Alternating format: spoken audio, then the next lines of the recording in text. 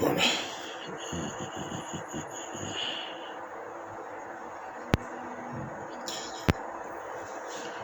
Bonjour, bonjour la famille, bonjour.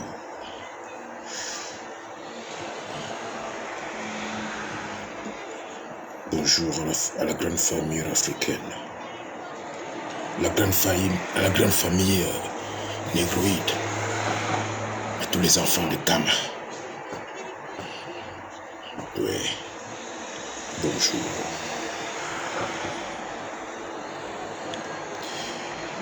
Je vais commencer par partager le direct. Et nous allons nous entretenir aujourd'hui sur des situations très très touchantes. Oui, parce que lorsqu'on réfléchit, on se demande exactement où est-ce qu'on va avec cette bataille. Bonsoir, Ruth Fanny Kamdem. Partageons le direct, s'il te plaît. On partage. On commence par le partage. C'est très important, c'est très important, c'est très important. Oui, à la publication, je partage, merci. C'est très important. Parce que l'essentiel dans une lutte, ce n'est pas tout simplement de marcher, de fonctionner, sans savoir où on va. À un moment donné, lorsqu'on se heurte, il est important qu'on utilise les capacités naturelles dont nous disposons, à savoir l'intelligence, qui va nous permettre de réfléchir, de penser et de repenser, pour qu'on puisse avoir des alternatives nouvelles, qu'on puisse avoir d'autres issues, qu'on puisse réfléchir et voir comment d'autres font ailleurs, et pourquoi ne pas faire comme eux. Oui, puisque nous constatons que c'est très grave. Nous constatons qu'aujourd'hui, la France-Afrique est en train de gagner son combat. Nous comprenons que Macron est en train de gagner sa bataille. Le néocolonialisme est en train de s'installer devant nous, à nos yeux, avec toute la technologie que nous disposons pour pouvoir élever la conscience d'un peuple et d'une nation, afin qu'elle prenne ses responsabilités. Mais nous constatons qu'il faut refaire autrement. Donc après le partage, on va entrer dans les détails. On va entrer dans les détails, on va prendre les exemples dans certains pays. On a vu ce qui s'est passé dernièrement au Tchad. Nous avons vu ce qui s'est passé en Centrafrique. Ce qui se passe encore en Centrafrique. Nous avons vu ce qui s'est passé au niveau du Mali. Donc, ça va nous permettre de bien comprendre ce que la France est en train de faire actuellement. Et très profondément. Et de pouvoir comprendre aussi, de pouvoir comprendre les dangers qui nous entourent. De pouvoir déjà percevoir notre échec. Ah oui, il faut le savoir, il faut le connaître. Notre échec. Car si rien n'est fait, si on ne veut pas agir comme il faut agir, on peut déjà accepter que nous sommes un échec. Bonsoir Thierry Kamdem. Donc, quand je disais on partage le direct, ouais. Ici, c'est pour... Ici, il faut partager ça aux révolutionnaires conscients, à ceux qui pensent, oui, à ceux qui pensent, qui réfléchissent. Parce qu'ils ont constaté que dans ces pays, il y a des gens qui aiment bavarder. Ils ont constaté que dans cette nation, au Cameroun surtout, il y a des bavards. Il y a des gens qui roulent. Ils roulent selon le sens du vent. Donc, à cela, il faut s'abstenir. Parce que nous ne sommes pas ici pour créer un one-man show. Non. Nous sommes ici pour taper les consciences. Taper la conscience de nos concitoyens, de nos citoyens. Nous sommes là pour interroger nos consciences, afin qu'on puisse savoir si la voie dont nous sommes en train d'emprunter ici et maintenant est une voie qui pourra nous faire espérer à cette victoire dont nous pensons. Donc partageons le direct. On partage le direct. Voilà.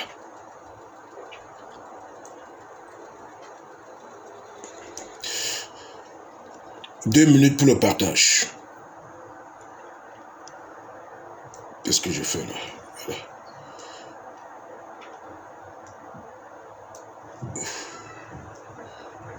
Partageons, on partage.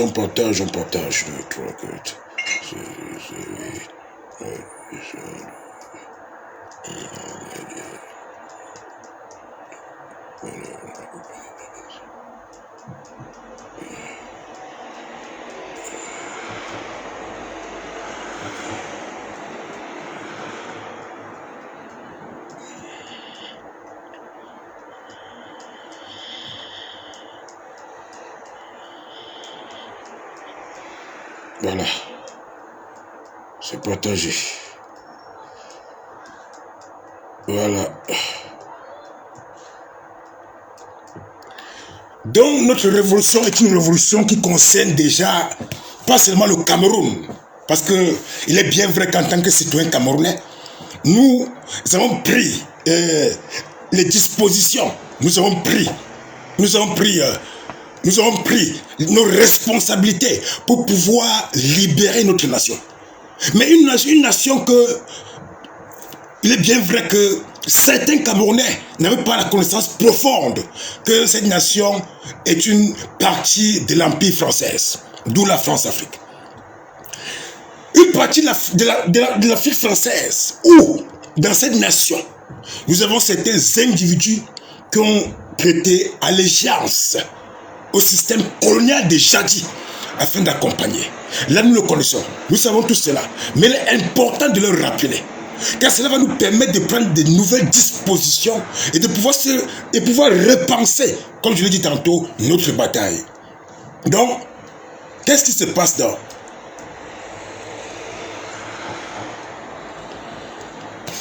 Donc, nous constatons que le néocolonialisme occidental, et plus principalement dans la zone de la France-Afrique, est en train de faire ravage, de s'imposer d'une manière tellement rusée et tranquille. Oui, ils ont toujours cette audace de faire comprendre à qui veut écouter que non, la France ne s'ingère pas dans les affaires africaines. Lorsque vous voyez quelqu'un comme Macron, qui a maintes reprises a sorti ce discours, vous vous souvenez au salon de l'agriculture ici, lorsque un compatriote l'a interpellé en ce qui concernait la situation du Nozo, la situation au Cameroun. Il a dit qu'il je veux parler dans le cas où c'est en corrélation directe avec notre bataille. Il a dit qu'il ne s'intéressait pas, il ne s'ingérait pas aux affaires africaines. Nous nous souvenons au Burkina Faso, lorsqu'il avait dit que la France doit prendre toutes les dispositions afin de pouvoir accompagner les pays qui veulent à pouvoir sortir même du CFA. Je parle du CFA. Donc Macron est celui qui, comme ils n'ont pas la notion du temps, Macron est celui qui dit ces choses, dit une vérité le matin, avant 14 heures, cela s'est transformé en un grand mensonge. Et puisqu'ils ont compris cette politique, et c'est la même politique que ce qui se passe au niveau du Cameroun, au niveau de la Guinée, et la Guinée de Alpha Condé, au niveau de la Côte d'Ivoire, c'est la même politique, où les acteurs politiques viennent narguer les peuples. Et lorsque le moment arrive, c'est la brutalité. Bref, c'est un exemple pour dire que c'est la copie totale. Bon, ce que je voulais dire, c'est que aujourd'hui, nous avons constaté que la France-Afrique est en train de se remettre en force et en puissance. C'est ça le mot. Dernièrement, on a vu dans les médias que, voilà, ils sont partis encercler les soi-disant terroristes de la FARC. Et ceux dont ils avaient dit qu'ils ont tué Idriss Déby. Vous avez constaté qu'on les a coincés et qu'ils n'ont pas eu le temps de pouvoir même riposter. Pour certains, ils vont écouter ce que les médias vont dire. Que bon, le fils Déby, depuis qu'il est là, les militaires ont pris une autre dimension et que actuellement, ils ont pu neutraliser ces révolutionnaires en un laps record. Et de quelle manière même d'ailleurs, puisque lorsqu'on voit les circonstances, on constate que ça a été tout simplement bien préparé par le Drian et Macron, Et qu'à la fin, comme vous le connaissez, pour ne pas faire montrer aux yeux du monde qu'ils ont pu neutraliser, hein, ils appellent l'armée. Nous avons vu une armée un jour qui va au combat, en bataille, ne sachant même pas la destination. À l'intérieur de la patrouille, nous avons France 24. Hein? Nous avons tous les journalistes corrompus du pays. Donc avant que l'armée ne puisse descendre pour neutraliser nos révolutionnaires qui montaient pour conquérir le cœur de la nation afin de délivrer le peuple, l'armée occidentale avait déjà fait son travail, avait encerclé et les a seulement donné cela dans un plan nord. Ceci dit, la France-Afrique est décidée. Ceci dit, ça me touche parce que on se retrouve à l'époque de nos pères.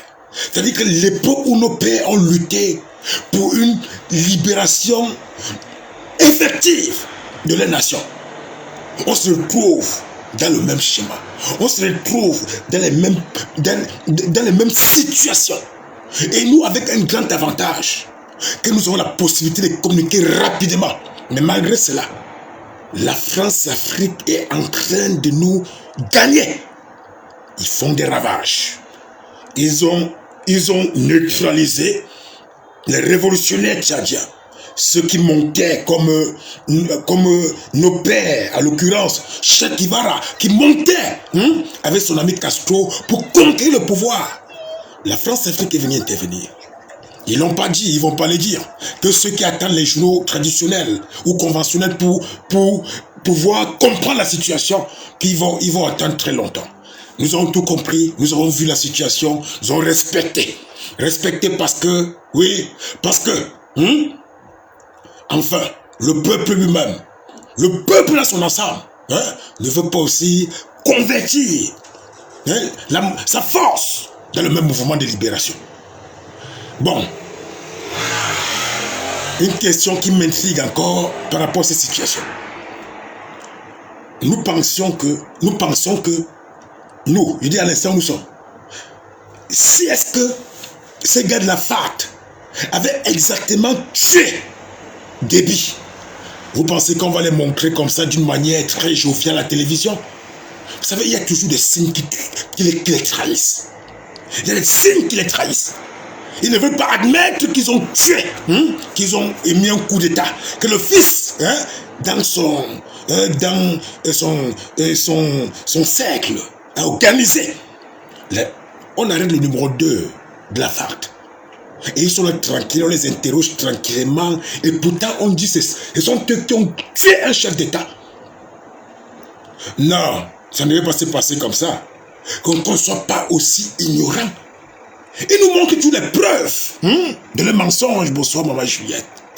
Ils nous montrent toutes les preuves de leurs mensonges pour qu'on ne puisse même plus trop réfléchir, qu'on passe à la vitesse supérieure. Donc, je voulais dire, la France en train de nous gagner comme ils ont gagné nos pères par le passé. Il est bien vrai que par le passé, De Gaulle, avec son assemblée, utilisait plus de ruses, plus de tactiques, puisque nous sortions, le peuple sortait d'une aliénation totale. Mais aujourd'hui que nous sommes nombreux à être éveillés, aujourd'hui que nous sommes nombreux à avoir compris la situation, mais que ce combat est en train de se perdre comme ça. Je parle le combat de toute l'Afrique, surtout de la France-Afrique. C'est pour ceux qui ne voient pas encore pour comprendre. La France a intervenu dès-ment au Mali.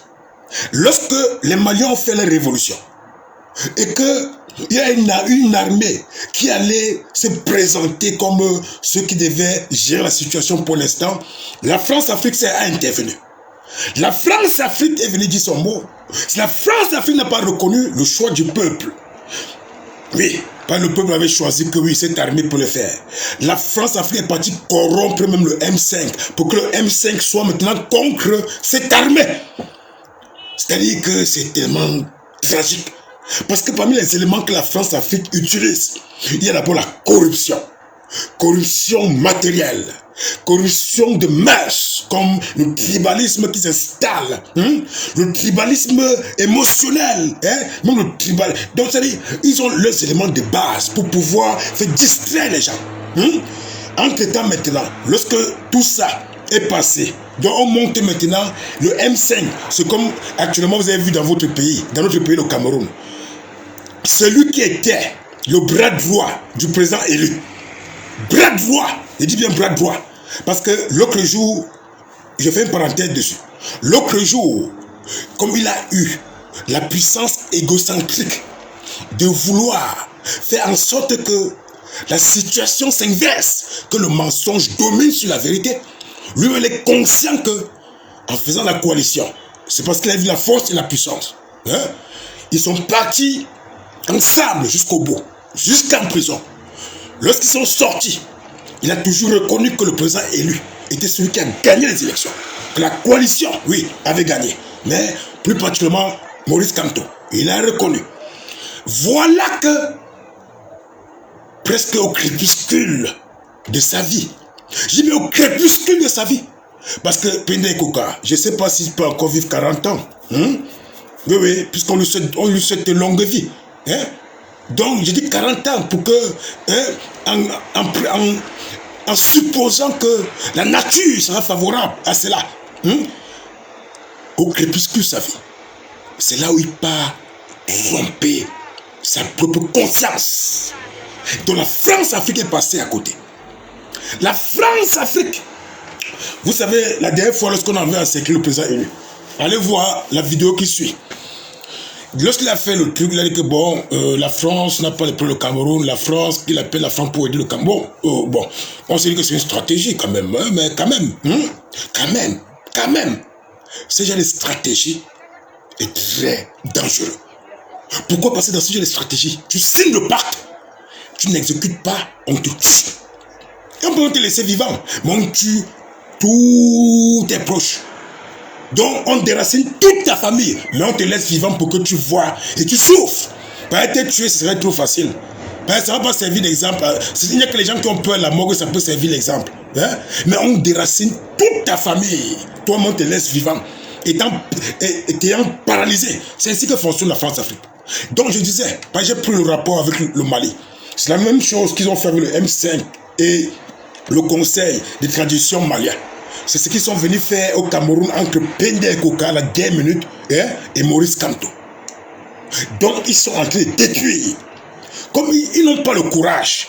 Parce que la France-Afrique est conscient que parmi les pays africains, s'il y a un pays qui a des vrais têtus, ils savent que c'est le Cameroun. Et c'est reconnu dans le monde entier. Et qu'il n'y a pas de têtutesse. C'est pas le genre de têtutesse qu'on dit que bon, voilà, une tête dure. Non. Il y a ceux qui sensent, qui pensent. Il y a ceux qui connaissent la loi fondamentale. Ils connaissent la loi, la différence entre la loi naturelle et cette convention. Donc il y a ceux que, étant conscients que la France-Afrique est en train de tuer leur identité et de pouvoir les déraciner de leur nation, ils sont prêts à tout, comme l'a prouvé les Rudolf Douala Mangabel, en passant par les Oumiobe, et comme les Ayoub Tabé, qui est là en prison actuellement, et comme le président élu. Comme l'on pensait aussi que Pende Koka était un homme à cette dimension, un homme qui avait compris que nous sommes à la quête de notre réinvention. Le Cameroun veut se réinventer. Le peuple camerounais aspire à une transition, pas seulement une transition politique, dans tous les sens. Dans tous les sens. Vous avez suivi Equinox l'autre jour. On se plaint que, à la veille de l'examen, les enfants ne savent plus comment écrire le français. On dit qu'à la veille des examens, les enfants n'ont plus de notes en français. Je vous ai toujours dit il y a très longtemps, la stratégie est d'aliéner le peuple afin que, au fur et à mesure, on puisse tuer leurs capacités sensorielles et qu'à la fin, on ne devienne que des moutons. C'est ça. Et puis, les élites, les soi-disant élites, pendant ce temps, ils ont l'armée, ils ont le pouvoir, ils ont l'argent, ils envoient les enfants aller faire les hautes études selon le système pour que demain il vienne continuer à travailler sur les autres, n'est-ce pas? Donc c'est là où se trouve le souci. Ce que je veux donc dire aujourd'hui, c'est que lorsqu'on voit la situation, lorsqu'on prend l'esprit analytique pour vouloir comprendre, la France-Afrique est en train de se remettre à pied. La France devient plus forte que jamais en Afrique. Ils connaissent quelque chose sur la mort de Déby. C'est bien vrai. Déby n'a pas toujours été quelqu'un dont nous avons eu confiance, car il faisait des doubles jeux. Aujourd'hui, les panafricanistes, le matin, les panafricanistes, à 12 h, il devient encore un valet. Mais au fil des temps, il commençait quand même à durcir, un peu comme à l'époque, l'a fait Amadou Ahidjo, qui était le valet hier. Mais au fil des temps, il a commencé à prendre conscience des situations. Parce qu'il n'y a personne que lorsqu'il grandit, il ne prend pas conscience de certaines choses. Donc, il choisit plutôt de réparer. Ne plus laisser faire. N'importe comment. Je veux dire que malgré que Déby n'était pas un panafricaniste, laissons même le mot, nationaliste africain pur et dur, mais il commençait à prendre conscience, il devenait un danger. Comme le président, comme à l'époque Amadou Ahidjo. Donc, il fallait l'assassiner. C'est un peu la même façon quand on suit souvent Alpha Condé. Quand vous suivez l'un des discours qu'il a sorti à Sochi, pendant que Vladimir Poutine, le sommet Russie-Afrique, la manière qu'il a parlé, certains peuvent dire que non, il est devenu panafricaniste ou bien nationaliste. Mais lorsqu'il s'agit de la démocratie dans sa propre nation, cela il fait comprendre qu'il y a les alliés qui sont là pour lui permettre de continuer dans la dérive, dans la dictature. Donc, la France-Afrique est en train de faire rage. Je suis en train de prendre les paramètres comme ça pour qu'on puisse comprendre au fur et à mesure. La France-Afrique impose qu'en Côte d'Ivoire, Alassane Ouattara doit rester président. Même s'ils n'ont pas dit mot. D'ailleurs, Macron est celui qui avait apprécié le fait que Alassane Ouattara a tué l'esprit de la Constitution nationale. Macron l'a soutenu dans cette situation. Macron l'a invité à maintes reprises au niveau de Paris afin qu'il prépare les stratégies pour pouvoir continuer la bêtise. Finalement, la France-Afrique s'est installée plus que jamais en Côte d'Ivoire. Et si vous avez suivi le dernier discours, l'un de ses derniers discours, Alassane Ouattara, il dit que son objectif principal actuellement, c'est l'armée et la sécurité. Parce qu'à chaque instant, il croit qu'il y a un coup d'État qui se passe auprès de lui. Donc, il vit dans une peur extrême. Mais avec la bénédiction de la France qu'il a mis au pouvoir, Alassane Ouattara est celui qui représente la France-Afrique en puissance en Afrique de l'Ouest. Donc, Alassane Ouattara est celui qui a cimenté la position de la France-Afrique au niveau de son pays, de leur pays, on va dire la Côte d'Ivoire. Mais le mal dans ça, c'est quoi? Parce qu'il y a certains on parle comme ça. Le mal, c'est quoi? Le mal, c'est qu'ayant tué l'esprit de la Constitution, ils ne permettent pas au peuple, donc la France-Afrique, donc l'Empire français n'aime pas d'abord les présidents populaires. Si vous avez constaté, ils ont tué tous les présidents populaires. Ils aiment les présidents qui doivent être détestés par la majorité du peuple. Et ainsi, la France va les garantir que, bon, en toutes circonstances, tu es protégé par eux. Voilà ce qu'ils aiment. Et vous allez constater que dans tous ces pays, la France ne peut pas venir s'ingérer et accepter lorsqu'une nation, comme le Tchad, réclame que les institutions de la Constitution puissent être respectées. Mais ils viennent imposer quelqu'un dont ils savent que le peuple ne pourra pas aimer. Puisque le peuple, même ceux qui étaient les débuts hier, vont commencer à comprendre qu'il s'agit d'une dynastie. À part, comme dans notre nation, le Cameroun, des sardinats déjà givrés à un degré supérieur. Donc, au niveau de la France-Afrique, c'est comme ça. Donc, ils ont maintenu Alassane Ouattara. Alassane Ouattara qui est détesté par le plus grand nombre. Ils ont maintenu Alpha Condé, qui est détesté par le plus grand nombre. Au niveau du Mali, quand l'armée est venue prendre la transition, ils étaient aimés par tout le peuple. Pour la France-Afrique, pour l'Empire français, Macron le triangle, c'était un problème. Il faut faire tout pour mettre des dispositions afin que quelqu'un dont on peut contrôler soit là. Ils ont tué Sankara, pourquoi? Parce que son peuple l'aimait. Il n'y avait pas possibilité de pouvoir créer des conflits, comme on le voit actuellement au Cameroun, hein, que ce soit tribal ou n'importe comment. Je veux dire quoi? Ils ont détruit le conseil malien ils sont en train d'imposer. Ils sont en train d'imposer qu'on puisse mettre quelqu'un dont le peuple va détester afin qu'il soit entre les mains de la France. Car si le peuple t'aime, tu as toute la protection. Car si le peuple t'aime, tu as toutes les bénédictions.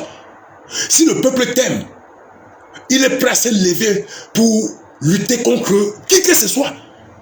Mais lorsque le peuple te hait et que tu aimes le pouvoir, tu signes tous les accords de coopération et de protection pour être un malheureux au pouvoir.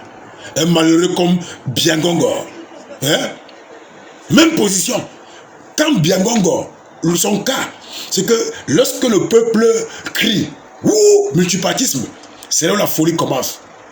Quand Biapol avait compris le mot multipartisme, il a compris que le peuple là avait compris le jeu. Parce que il était sûr, étant premier ministre d'abord de celui qui était là, Biapol était sûr que ils avaient détruit l'esprit de la révolution camerounaise. Surtout lorsqu'ils ont tué les derniers martyrs d'ailleurs, au niveau de Bafoussam. Donc ils étaient sûrs qu'ils ont tué l'esprit. Et Biapol savait. Parce que quand Biapol, ce que les gens ne comprennent pas, quand Biapol vient au pouvoir, il sait que d'abord son prédécesseur Ahidjo était un président à vie, puisque c'était au parti unique. Et donc avec la ruse dont on a levé Ahidjo pour qu'il soit au pouvoir, Biapol, lorsqu'il entre au pouvoir, il sait que lui, il est la vie. Pourquoi vous voulez le déranger? Biapol sait qu'il est là à vie, parti unique. Vous avez troublé son sommeil avec les affaires de multipartisme et les plans ont commencé jusqu'au juge. Donc les Français maintiennent Biapol car on sait que depuis 1984, il a commencé à montrer aux Camerounais son visage. Avec la préparation d'un faux coup d'État qu'il avait organisé pour détruire tous les éléments qu'Ahidjo avait autour du palais, autour de l'armée, pour changer la donne que les uns et les autres n'ont jamais compris. Donc, il y a des stratégies pour pouvoir faire le ménage. C'est un peu comme en Côte d'Ivoire. Il est probable, je m'en fous, qu'il ait tué Bakayoko ou pas. C'était deux sardinards. Donc, mais il est probable, puisque Bakayoko était tellement puissant, car Bakayoko avait, en tout cas, le ministre, il était ministre de la Défense. Et il avait les armes installées dans tout le pays. Il était populaire. Et ça faisait peur à la France-Afrique. Je ne dis pas à Ouattara. Ça faisait peur à Ouattara et la France en même temps. Car Bakayoko, il a toujours été sous couvert d'Alassane. Donc tous les crimes que lui a commis, c'est toujours sur Alassane, sous couvert. Et l'homme puissant, l'homme généreux, il aimait partager, il aimait donner. C'est quelqu'un qui a connu la vie dans plusieurs dimensions. Et c'est pourquoi il était généreux. Et donc, il devenait très populaire. Et c'est pourquoi entre lui et le frère de Alassane Ouattara, il y a toujours un conflit. Mais pas un conflit provoqué par Bakayoko, qui est l'enfant aimé du peuple. Mais par l'autre, le frère de Ado, qui lui est plutôt jaloux de cette popularité et de cette nature aussi simple qui fait en sorte qu'on l'aime. Donc c'est pour dire, il tue Bakayoko pour nettoyer. Comme Biapol monte le coup d'État 84 pour pouvoir nettoyer tous ceux qui étaient d'Ahidjo auprès du palais, donc à la gendarmerie, à la police, donc dans toute l'armée. Car Biapo savait qu'il est là à vie. Et pour être bien tranquille, il faut qu'il soit plutôt protégé par ce dont lui-même il sollicite. C'est dont lui la confiance. Pas ceux qui étaient là. Et comme le président Ahidjo est encore vivant, il risque un jour peut-être vouloir prendre revenir, prendre sa position. Donc c'était la seule crainte de Bia. C'est pourquoi à cette époque, il s'est focalisé pour laisser Ahidjo dans toute la merde qu'il a vécue jusqu'à sa mort. Donc, la France-Afrique est en train de revenir en force. À l'époque, je dis bien, De Gaulle utilisait la Russe. Parce qu'un peuple qui vient à peine de sortir de plusieurs années de colonialisme, donc il fallait tout simplement venir avec la peau blanche, surtout que on leur a enseigné, on a enseigné à nos parents qu'ils étaient les descendants des Gaulois qui, ayant reculé au fur et à mesure jusqu'en Afrique où le soleil est très puissant, ils ont commencé à se calciner et devenir noirs. Nos pères connaissent cela, ceux qui ont été à l'école. En Martinique encore, toutes les générations, les anciens, ils sont nombreux là-bas, on les a aussi enseigné cela. Donc, pour De Gaulle, c'était aussi tellement facile parce que c'est un peuple qu'on a tellement abruti et que bon, voilà, on peut les manipuler. Ils étaient très surpris de voir quand même que malgré tout cela, les gens comme les Rudolf Douala étaient là les matins pour Samba au niveau du Cameroun, les gens comme les Ounyobe étaient là les Moumiers et autres.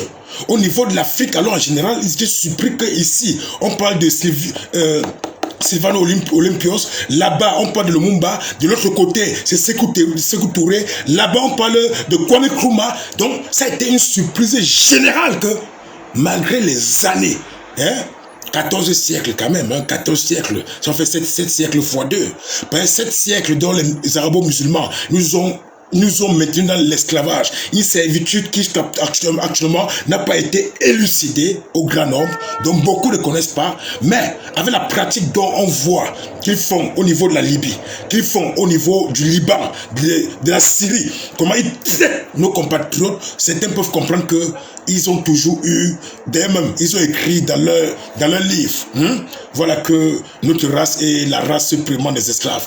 Donc, 14 siècles de servitude, du 7e au 14e, avec ces arabo-musulmans. Lorsque les Occidentaux aussi prennent conscience que c'est un bon business, 14 siècles de plus, 7 siècles de plus, ça fait 14 siècles. 14 siècles qu'ils nous ont aliénés après colonisation, après néocolonisation.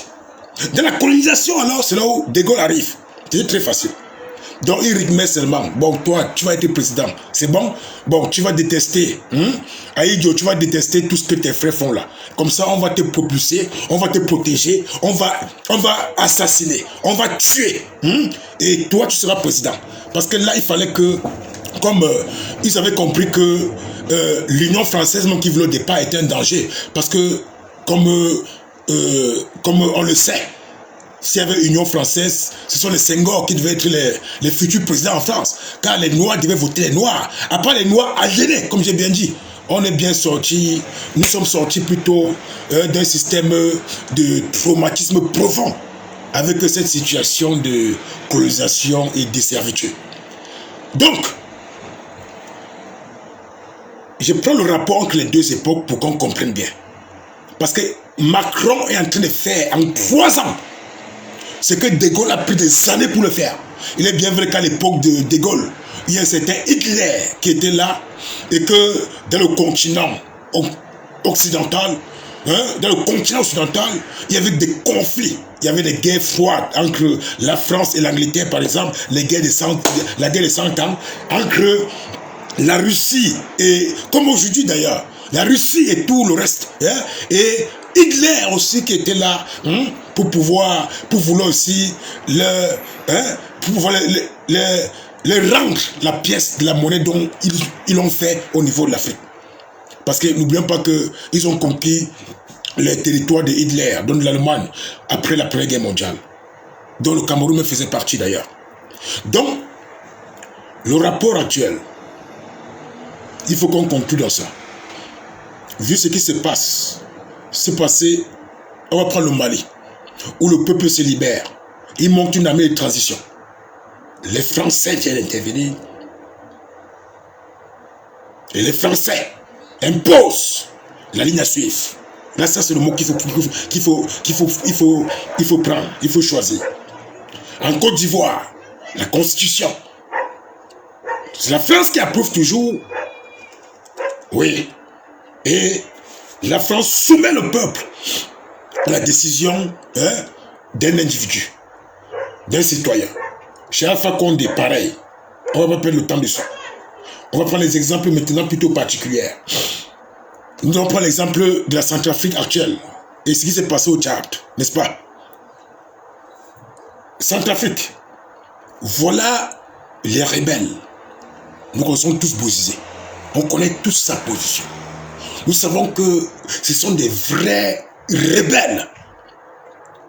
Ils sont dans une position où le peuple même et l'État, et non seulement le peuple et l'État, on peut dire que oui, c'est très facile, mais lorsque même la conscience continentale, quelle n'est pas la conscience continentale, donc tous les peuples africains lucides sont conscients que ce sont des terroristes. Mais la France les protège. Entre-temps, en Djamena, au Tchad, ceux de la conscience continentale reconnaissent comme les révolutionnaires, la France les traite des terroristes. C'est pour dire, parce que quand on parle du néocolonialisme, ils sont en train de s'installer et de s'impliquer. Ils ont réussi au Tchad quand ils ont neutralisé nos révolutionnaires. Au niveau de la Centrafrique, il y a eu échec parce que le président Touadéra avait anticipé, vu les circonstances, vu le passé, vu les stratégies du colonialisme et du néocolonialisme. Il a anticipé pour pouvoir protéger l'État. Oui, oui, il a protégé l'État avec ce qu'on appelle l'armée russe là. Non, il a protégé d'abord l'État. Bon, maintenant, il est en train de vouloir déraciner la France de sa parcelle de territoire africaine. Voilà la situation.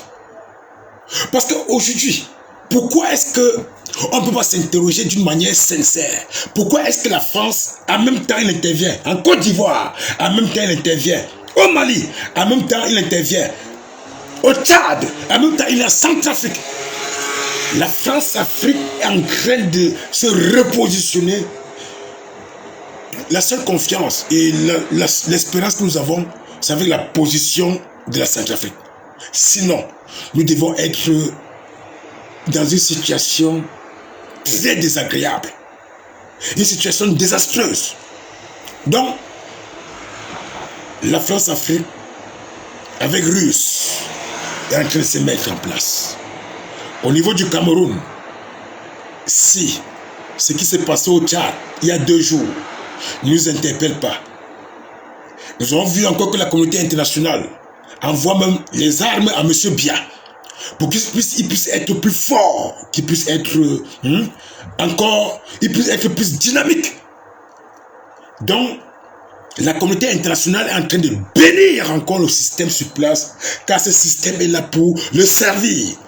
Donc les peuples africains doivent comprendre aujourd'hui donc que tous ces gens-là ne sont pas là pour les écouter. Ils ne sont pas là pour orienter le mœurs dans le sens de l'accomplissement. Ils ne sont pas là pour savoir si est-ce qu'on va bien ou pas. Les peuples africains doivent acter que tous ceux qui sont soutenus par la France déjà, tous ceux-là sont les dangers. Beaucoup le connaissent, mais je dis qu'on doit acter. Et on revoit ce qui s'est passé ces jours dans la France-Afrique. Ils ont maintenu Alassane, j'ai dit.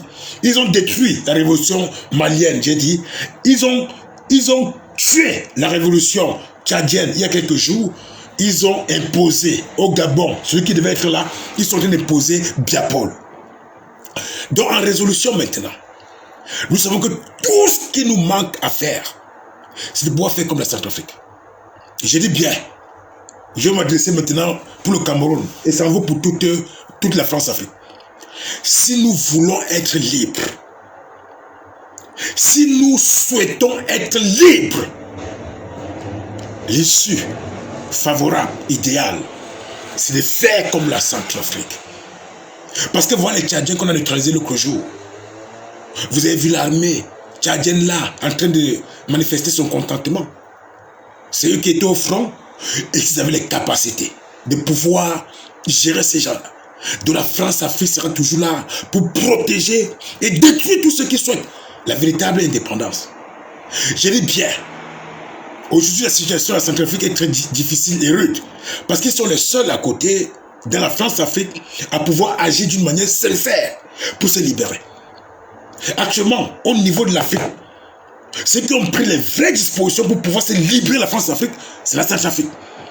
Et tout pays africain, le Cameroun y compris, si nous souhaitons vraiment être libres, nous devons appliquer la même stratégie. Car c'est le rapport de force qui a toujours existé. Avant la Russie, l'ex-URSS, ils ont pas de guerre froide. Cette guerre froide n'est jamais terminée entre l'Occident, OTAN, et la Russie, ou l'ex-URSS. Donc, qu'on ne puisse pas dire qu'il n'y a pas de solution. Car en plein jour, nous voyons que la France et Macron envoient les éléments aller détruire l'aspiration des peuples. Ceux dont les peuples sollicitent, ils sont toujours concrets de cela. Ils ont appelé terroristes, ce qu'on appelle, dont la conscience continentale appelle révolutionnaire. Bon, maintenant qu'il y a les terroristes même qui sont en train d'agir un peu plus bas de Bangui, ils les appellent plutôt la force vive du peuple. Donc c'est cette contradiction. Elle est tellement contradictoire que nous, révolutionnaires et nationalistes africains, nous ne voulons plus jamais, nous ne souhaiterons plus. D'abord, c'est la solution qui est importante. On a dit que la solution, c'est de faire comme comme la Centrafrique. C'est-à-dire aller négocier un contrat sérieux avec la Russie. Et se mettre vraiment en bataille pour la libération. Ben là, ce n'est pas les affaires d'enfants. Ou on veut être libre aujourd'hui, ici et maintenant et pour toujours. Ou alors, nous sommes là juste pour nous amuser. Et vous savez que le peuple camerounais est un peuple qui a l'art de la distraction. L'art de la distraction, ça coule, c'est dans l'ADN. Car c'est un peuple qui peut t'applaudir aujourd'hui parce que tu as fait quelque chose de véritablement bien. Mais au fur et à mesure que tu évolues dans ta perfection, au lieu de continuer à avancer avec toi, c'est la jalousie qui commence à dominer ces sentiments. La jalousie, la haine, l'envie. Il dit bien la spécialité du peuple camerounais. Donc une spécialité reconnue de par le monde. Ils aiment quand ils t'attirent, tu viens. Lorsque tu es déjà là maintenant que tu veux lui faire confiance, c'est là où ils sortent le poignard pour rien. Pour te tuer, spécialiste. Peuple camerounais. Ils sont spécialisés dans ça. Donc, c'est pourquoi j'ai dit, si nous voulons continuer la politique à la manière dont nous sommes en train de jouer au Cameroun, ceux qui étaient contre Biaïère, un exemple, ceux qui étaient contre Biaïère sont ceux qui sortent plutôt les motifs pour détruire ceux qui combattent véritablement bien. Il y a ceux qui étaient contre Biaïère parce qu'ils voulaient quoi? L'estimation du peuple. Ils voulaient l'assentiment du peuple. Ils voulaient la considération du peuple. Et comme le peuple lui a donné cet assentiment, au lieu de continuer sur la même voie, il trahit le peuple en trahissant ceux qui luttent véritablement pour la libération de cette nation. Voilà le peuple camerounais. Donc avec cette perspective et cette tendance, 2018, ils nous ont montré le record. En 92, ils nous ont montré la première phase. 2025, vous espérez quoi? 2035, vous espérez quoi? Allez, à 2060, vous espérez quoi? Ils ont déjà pris position. Ils ont choisi. Ils sont assis entre eux.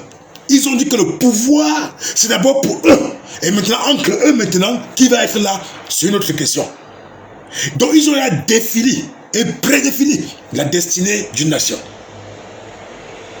Donc, notre destin est entre leurs mains. Sinon, on veut casser cela. Et ils savent qu'ils sont protégés par la France-Afrique.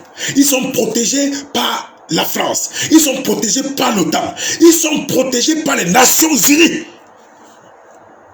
Car toutes ces congrégations-là sont les mêmes personnes. Ce sont les mêmes éléments qui sont là. L'Union européenne, l'OTAN, hein? Bon, Nations Unies. Ouais, on va dire qu'il y a la Russie au-dedans, n'est-ce pas? Mais dit qu'ils sont protégés par la majorité, car la majorité des États et des puissances, même comme ils sont peu, il y a les Nations Unies, à cause de leur armement, à cause de leur influence, à cause de leur barbarie, hein? Ce sont eux qui sont les décideurs au sein des Nations Unies. Ne croyons pas que aujourd'hui, aujourd'hui où nous sommes, vous avez constaté que l'Union africaine se déplace en Djamena pour voir comment résoudre le problème français, le problème tchadien, autant pour moi. N'est-ce pas? Pourquoi est-ce qu'au niveau du Cameroun, l'affaire du Nozo, ils n'ont jamais fait pareil? On doit se poser la question. Laissons-nous le hold-up électoral à côté. Pourquoi est-ce qu'au niveau du Cameroun, l'affaire du Nozo, l'Union africaine n'a jamais fait pareil? Pourquoi au Tchad? Parce qu'on dit qu'on a tué un citoyen qu'on appelle Déby, son fils est encore au pouvoir, ils sont en train de se masturber et monter descendre. Pourquoi ils ne s'intéressent pas aux vraies affaires dont les peuples veulent définir et déterminer? Je veux dire, il faudrait déjà que dans nos consciences, et ceux qui sont nombreux encore qui ont de la peine, et c'est ça qui est l'un de nos cauchemars, ils ont la peine de pouvoir trouver les solutions à nos affaires sans penser à la France. C'est ça d'abord le premier travail. Car nous avons vu, même dans les chaînes de télévision qu'on a confiance, ils posent la question aux participants, à savoir la pensée de la France. Il faudrait déjà qu'on puisse avoir la capacité, comme toi diras à faire, de pouvoir résoudre les situations de notre nation sans penser à l'empire. Car à chaque fois qu'on crée cette faille, ils en ont besoin. Et quand on crée la faille, ils viennent comme les sapeurs-pompiers. Ils n'ont pas le courage de se définir directement sur les affaires du Cameroun. Mais nous avons vu la position de Le Drian à l'Assemblée nationale. Comment à chaque fois que notre député, comment il a pu s'appeler encore, lui poser des questions en ce qui concerne le Cameroun, il devenait nerveux, tendu. Il ne voulait pas écouter, tout sauf ça. Parlez-moi de la Côte d'Ivoire, parlez-moi de la Guinée, mais pas du Cameroun. Parce qu'ils ne veulent jamais qu'on dise qu'ils sont ingérés. Quand il y a d'abord un génocide là-bas, donc ils se refusent de pouvoir reconnaître leurs responsabilités. D'ailleurs même, de reconnaître même qu'il y a eu génocide. Donc, pour qu'on puisse s'en sortir, la politique des votes au niveau de la France-Afrique ne pourra jamais aboutir à une libération. Je le dis bien. La politique de la Constitution ne pourra jamais aboutir. Toutes ces constitutions-là sont là pour orner l'État. Je le dis bien et vous le savez que c'est vrai. Donc si on fait la politique de vote en France-Afrique, si on fait les politiques de constitution, c'est-à-dire qu'on respecte la constitution en France-Afrique, on se trompe. Certains vocifèrent. Je vais prendre seulement le cas du Cameroun. D'ailleurs même en parlant de Frambia, nous avons déjà dit, on reconnaît, on redit encore ici que en tant que citoyen camerounais, il est libre de se gérer les affaires, la politique de la nation. Donc, d'aucuns que les têtes percées ne comprennent pas que c'est un citoyen. Le rapport filial entre père et fils, ce n'est pas lui qui a décidé de pouvoir naître en tant que fils de Bia. Il est venu naturellement en passant par Bia. Nous avons tout simplement dit. Donc, il a cette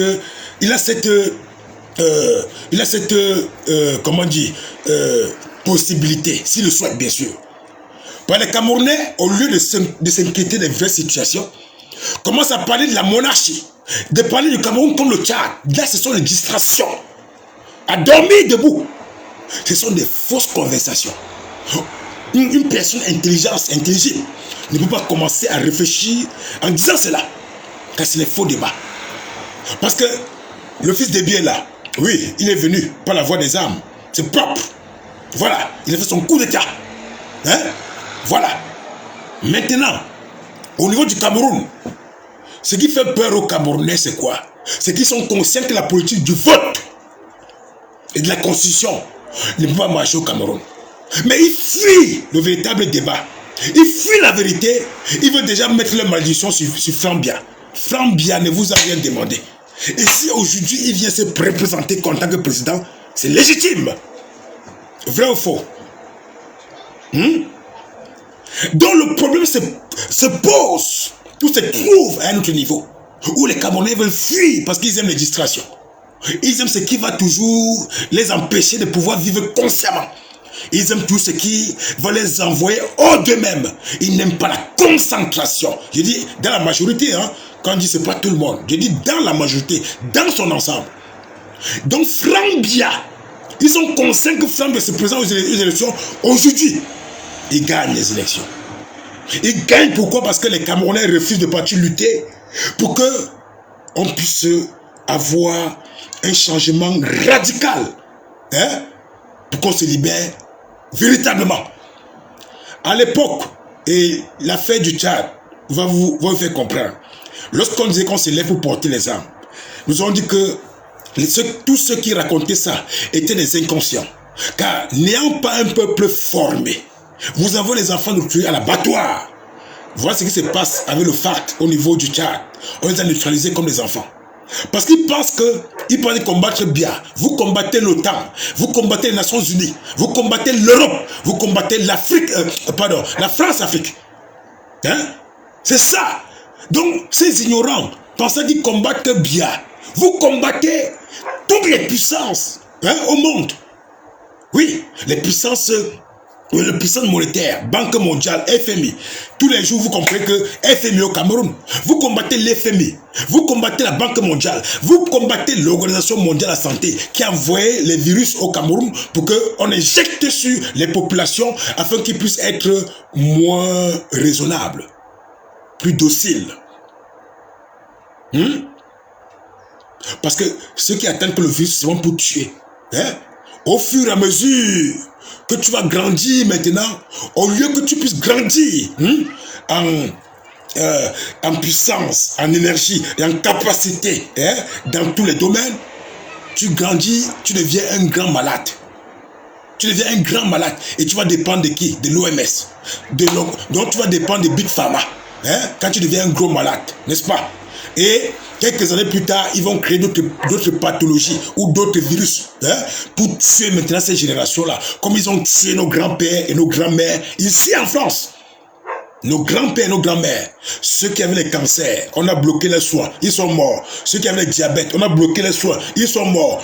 Donc, tous ces gens-là, tous nos parents africains, hein, ici à la Seine-Saint-Denis, c'est là où il y a plus de morts, là où il y a les Africains.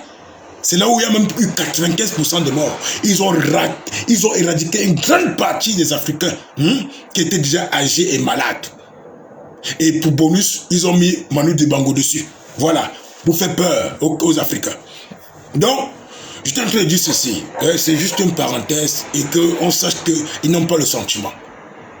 Donc, la France-Afrique est là pour combattre contre les peuples. Je prends tous ces exemples pour que vous compreniez que ceux qui ont dit qu'ils prennent les armes pour aller au Cameroun, ils cotisaient comme des fous, des malades, pour aller acheter les armes, pour les donner aux enfants, qu'on devait neutraliser et tuer en un jour, et raser. Et vous savez bien qu'à l'époque là, le système en place était en train de faire tout pour créer un second génocide Bamileke. Car selon eux, le combat était porté par les Bamileke, car ils font toujours tout pour institutionnaliser ce qu'on appelle le tribalisme. Hein? Donc ils ont tout fait. Et vous avez vu, nous à l'époque, lorsqu'ils sont partis à l'ouest du Cameroun pour convoquer les chefs, afin que les chefs puissent venir demander aux enfants de la diaspora de cesser de lutter pour leur libération. Heureusement que ce jour, une pluie torrentielle et spirituelle a été envoyée par nos aïeux, hein, nos grands-pères et les puissances qui sont de là, hein, de nous-mêmes, afin de leur parler. Et ils ont compris la situation. Bonsoir Bruni. Donc, je veux dire, la lutte des armes, comme les Zambaboy, on va les perdre le temps comme c'est ce qu'ils vont se fatiguer. D'ailleurs, on n'en parle plus. Vous savez que depuis, on n'en parle plus. Donc, au fil des temps, donc, ils jouent avec le temps. Ils n'ont plus rien à foutre. Ils jouent avec le temps, hein, pour les fatiguer. Entre-temps, ceux qui sont là, fatigués aussi, on les recrute aussi pour qu'ils donnent les informations et deviennent des traîtres. C'est ce qui se passe. C'est ce que nous savons. Et c'est une vérité. Donc, la seule solution pour que... J'ai dit aujourd'hui pour ne plus jamais entrer dans un discours. Parce que je ne veux plus jamais adhérer à un parti politique où je suis là. Parce que je sais, j'ai dit du moins pour le moment. Parce que où je suis, je sais que si on veut partir par la voie des unes, on va refaire des révolutions chaque 7 ans ou 5 ans. On dit que, bon, disons chaque 7 ans. On va répéter les mêmes conneries. Donc si nous voulons être libres, si les leaders politiques au Cameroun, il est bien vrai que dans cette bataille, c'est la pression qu'on a mis, la pression que les véritables leaders politiques ont fait au Cameroun, ont fait en sorte que le système commence quand même à se respecter. T'as dit se respecter. Parce qu'à l'époque, c'était des vrais sauvages. Donc aujourd'hui, avant de guetter le derrière de quelqu'un, il se prépare d'abord à savoir si derrière aussi on ne les regarde pas. À l'époque, ils s'en fichaient. Ils enculaient tout le monde. Mais je dis encore, cette bataille a mis des transformations profondes. Mais quand on voit ce qui se passe ailleurs, c'est bon pour le peuple camerounais. C'est bon pour la nation parce que les citoyens peuvent se lever aujourd'hui et parler. Hein? Même s'il y a certaines contraintes qui les empêchent de pouvoir le faire sous forme de manifestation. Mais c'est une chose que ils peuvent dénoncer les situations. Hein? C'est une chose. C'est une bonne chose pour la lutte. Mais pour la libération de ce Cameroun-là, tant qu'on va passer par les unes, Frambia se présente demain et gagne. Vous le savez très bien. Et ce n'est pas la faute à Frambia.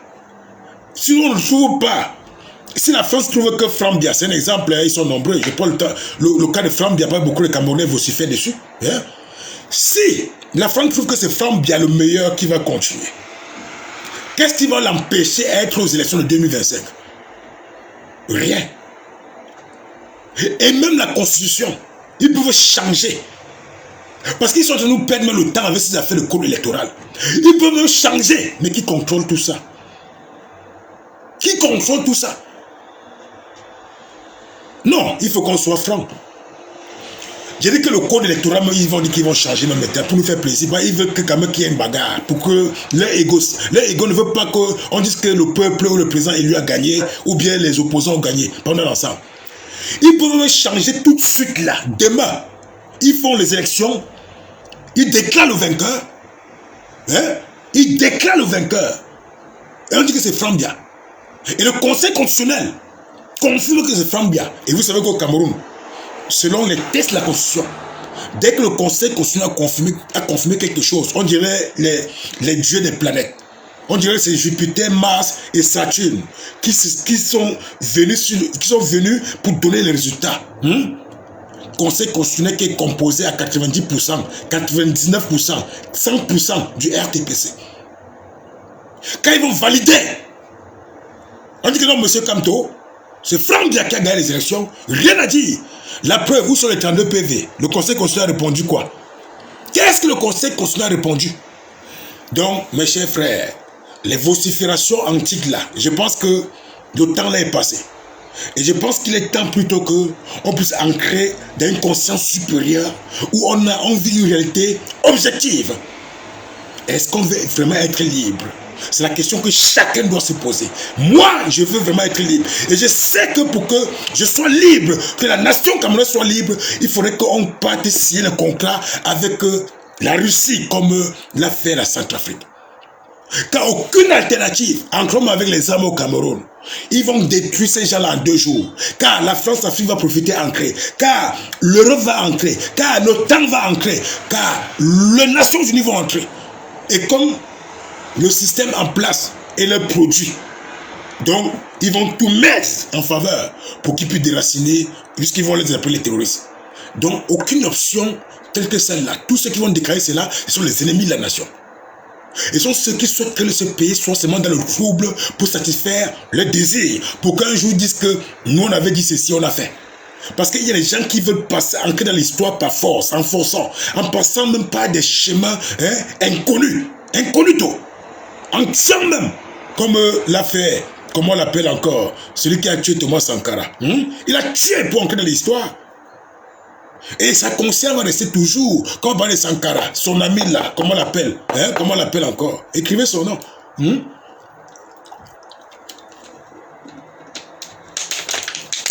Donc c'est pourquoi comparer, blesse comparer.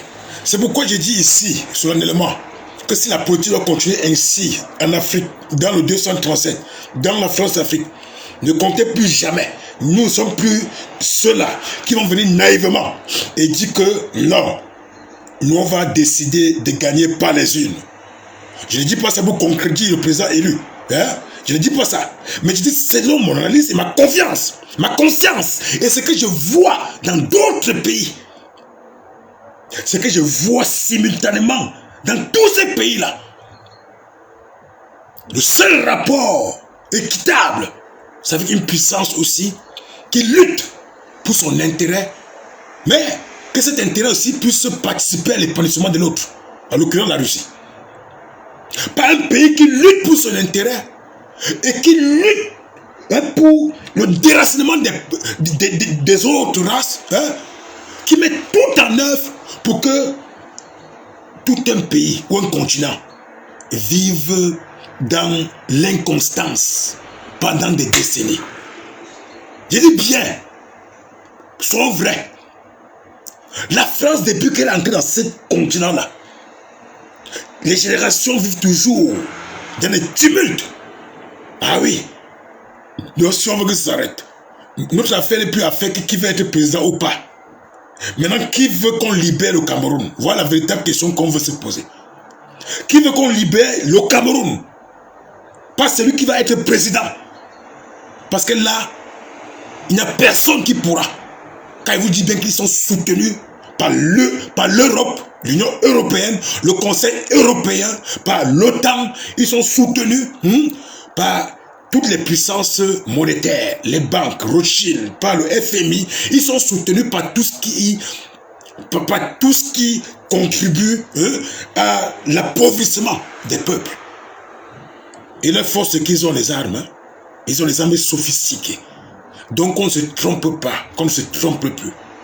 Donc réfléchissons maintenant, je dis que dans une réalité objective, pour pouvoir trouver les moyens d'être en relation avec la Russie, avec la Russie, oui, pour pouvoir aussi créer une voie d'espérance pour notre libération véritable. Voilà. Pour nous, libération, ne plus à faire de qui est président ou pas. Oui. Pas la voie des unes. Si c'était un État où les êtres sont réfléchis et conscients, on sait que il y a longtemps que Biapo n'est plus au pouvoir. Mais puis ça ne va jamais fonctionner par la voie des unes. On dit bien que Ni John Fundi a gagné. Pour lui-même encore. Donc quand il gagne, même l'armée est prête pour pouvoir l'accompagner. Mais un seul coup de fil fait que, au lieu qu'il fait comme Gbagbo en Côte d'Ivoire, que bon, peuple, allons revendiquer, comme le président élu a fait, boum, il a tué l'espérance d'un peuple. Vous avez vu au Tchad, ça c'est pour conclure, on appelle le président de l'Assemblée nationale, on dit que mon cher ami, où tu es là, dis tout simplement que tu ne peux pas assumer. Dis tout simplement, et nous on va s'enchaîner du reste. Il est parti démissionner en tuant l'espoir du peuple.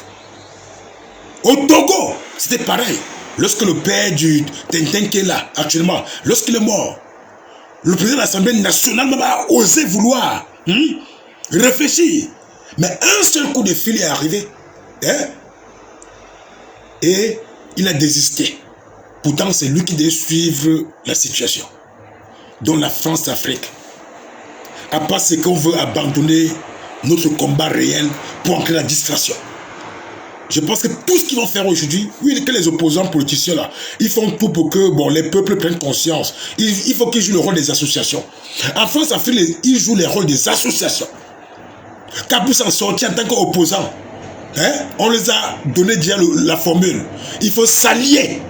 Il faut s'allier avec le parti au pouvoir pour combattre les vrais opposants. Si c'est un cas spécifique au Cameroun, on peut dire que quand même. Mais on voit que partout en Afrique, c'est pareil. Partout en France, dans la France-Afrique, c'est pareil. Donc il y a toujours un qu'on monte pour qu'ils viennent trahir.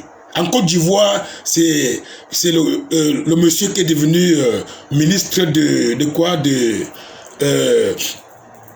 dialogue national. On a créé un poste. Parce que c'est lui qui a trahi la coalition. Et surtout qu'avant, c'était un opposant farouche. Donc en France-Afrique, ça ne pourra jamais donner. La seule libération véritable, parce que nous souhaitons une véritable libération. Nous ne voulons pas entrer dans les affaires de politique encore. Non. Oui, que la politique joue son rôle d'association, là nous on les respecte. Allez éveiller les consciences et tout. Parce que tout ce qu'ils vont faire, ils ne passent pas aux élections avec ce système. Donc, c'est à nous de penser et repenser. Je dis que nous avons pensé et repensé. Mais j'ai pris position et je voulais partager cette position avec vous là. Pour ne plus me fracasser pour des inutilités. Hein? Oui, ça donne son fruit à son temps. Il faut avancer. Mais vu ce qu'on a vu ailleurs, où la France s'impose partout, s'immisce, où la France joue le rôle de l'empire. Oui. Pourquoi est-ce que il ne favorise pas ces peuples de l'empire à pouvoir jouir des mêmes situations comme les Français de la maison? C'est une question. Pourquoi donc ruser? Pourquoi mentir? Donc, nous ne vont plus jamais entendre parler de la France. C'est la position que nous prenons. On n'a pas besoin de leurs conseils. On n'a pas besoin de leur assentement. Nous n'avons pas besoin de savoir si ceux qui sont d'accord ou pas avec ce que nous voulons entreprendre. En 3 ans, Macron a rendu l'État français, je parle de l'État, l'un des États les plus puissants de la planète. Parce que dans le corona et tout ça, la manière qu'il a volé dans le continent africain, la manière qu'ils ont pillé, quand on dit confinement, rester à l'intérieur, la manière qu'ils ont pillé, il a fait de la France une des puissances respectables aujourd'hui. Car vous savez que cet argent, c'est pour fabriquer les armes sophistiquées. C'est pour investir dans les dernières technologies pour tuer. Mais entre-temps, il a appauvri son peuple même ici en France. C'est pourquoi les gilets jaunes sont dehors. Hein? Je parle parce qu'il y a une dichotomie entre les deux. N'est-ce pas? Il rend l'État puissant. Il a appauvri le peuple. Oui, oui. Comme chez nous, il rend les dictateurs puissants. Hein? Ils détruisent les peuples. Ils détruisent la volonté des peuples. Donc c'est ainsi, mes gars. Donc si vous êtes d'accord avec moi, qu'on ait une autre pensée particulière, si nous voulons libérer l'Afrique en général, le Cameroun en particulier, qu'on arrête des gesticulations passionnelles, hein? Qu'on arrête les gesticulations passionnelles et qu'on entre dans les véritables actes qui nous accompagneront, hein, à cette délivrance-là. C'est possible, mais il faut oser. Donc il faut qu'on ose. Et pour oser, la Russie est là. On doit tout faire. On doit insister. La dernière fois, j'ai écrit à l'ambassade, ils m'ont répondu en disant que bon, ils devaient me relancer. Je vais continuer. Je vais continuer en tant que digne fils, connaissant d'où je viens, connaissant que j'étais déraciné à cause d'un système qui a appauvri le peuple, à cause d'un système qui nous pousse à nous déraciner de nos terres et de notre continent. Comme nous sommes là aujourd'hui, ayant compris comment ça fonctionne, il faut qu'on entre tous dans la danse. À la guerre comme à la guerre. La patrie ou la mort, les gars, nous vaincrons. Merci à vous. Bonne soirée. Merci pour ceux qui ont écouté jusqu'à la fin. J'espère que c'était très, très important et enrichissant. Comme je l'ai dit, le plus important, c'est qu'on puisse passer des messages qui vont nous permettre de pouvoir toquer à la porte de notre conscience, hein? Nous poser des véritables questions, interroger la conscience, ne pas vivre dans le superflu, où c'est l'extérieur, les manipulations extérieures, BFM TV, RFI, mensonges d'État et autres qui vont nous influencer. Qu'on ait toujours cette capacité de les comprendre, bien sûr. Il faut connaître l'adversaire. Et quand on les comprend, on met au scribe, on découpe, on analyse, on décortique. Et puis on vient montrer la vérité. Ils sont peu qui comprennent la vérité. Parce que dès que RFI a parlé, boum, c'est parti. Dès qu'ils ont vu, boum, c'est parti. Ils ne veulent pas se prendre la tête. Et c'est ainsi. Et le corona, le vaccin contre le corona, bien sûr, c'est aussi pour activer cela. Pour tous ceux qui vont prendre. Avec le temps, ça veut le temps, pas maintenant. Avec le temps. C'est-à-dire qu'on détruit leur capacité intellectuelle, leur capacité de pouvoir raisonner. Ils deviennent des êtres dociles. Quand on dit que debout, comme à l'école, depuis l'école primaire, l'école maternelle, ils nous ont appris, ils voulaient qu'on soit des robots. Debout, je me lève. Assis, je m'assois. C'est quoi ça? Debout, je me lève. Assis, je m'assois. Ils ont voulu faire de nous depuis des êtres dociles qui ne devaient pas penser. Donc on devait être là à l'école tout simplement pour recopier ce qu'ils nous disaient, aller mettre dans la tête et puis venir transcrire l'examen. On donne les points et puis on croit qu'on a acquis la véritable connaissance. Oui. Donc nous avons du travail à faire. Oui, merci Doki. Merci Doki. Merci, bonsoir et puis on se dit à très bientôt. Ciao, bye bye. Voilà.